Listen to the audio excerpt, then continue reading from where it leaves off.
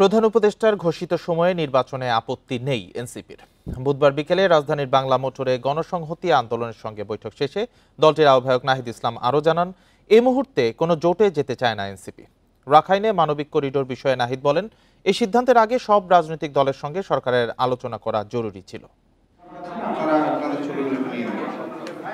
দেশের চলমান পরিস্থিতি ও আওয়ামী লীগের বিচার নিয়ে বুধবার বিকেলে গণসংহতি আন্দোলন ও ইসলামী আন্দোলন বাংলাদেশের সাথে মতবিনিময় করে জাতীয় নাগরিক পার্টি এনসিপি। এতে রাজনৈতিক নানান এজেন্ডা নিয়ে আলোচনা করেন নেতারা। বৈঠক শেষে গণসংহতি আন্দোলনের নেতা বলেন, জনগণের ম্যান্ডেট ছাড়া সংবিধান সংস্কার টেকসই হবে না। এর আগে আওয়ামী লীগের বিচার, পরে ইসি সংস্কার ও নির্বাচন দাবি করেন ইসলামী আন্দোলন বাংলাদেশের আমির। সংস্কারের সেই সব প্রশ্নগুলোকে আমরা সর্বোচ্চ অর্জন করতে চাইব, যাতে করে সত্যিকার অর্থে জনগণের একটা দেশ তৈরি হয়, জনগণের কাছেই সমস্ত ক্ষমতার কেন্দ্রটা থাকে। আমাদের দেশে টাকা পাচার করেছে, এদের বিচার দলগত সহ আগে হবে, তারপর আমরা নির্বাচনের চিন্তা আমাদের মাথায়, তারপর নির্বাচন আমরা চাই। আলোচনা শেষে নাহিদ বলেন, রাজনৈতিক জোট নয়, সংস্কার নিয়ে ঐক্যমত গড়তেই এ বৈঠক।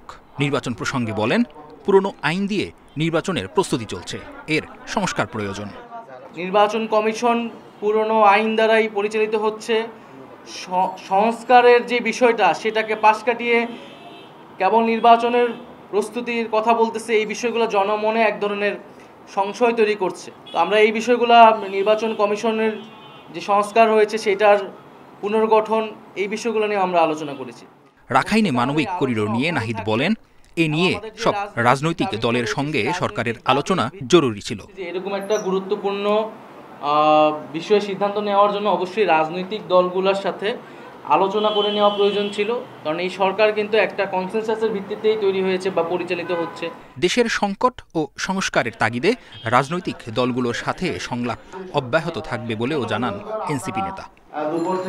মেহেদী হাসান, ইন্ডিপেন্ডেন্ট নিউজ, ঢাকা।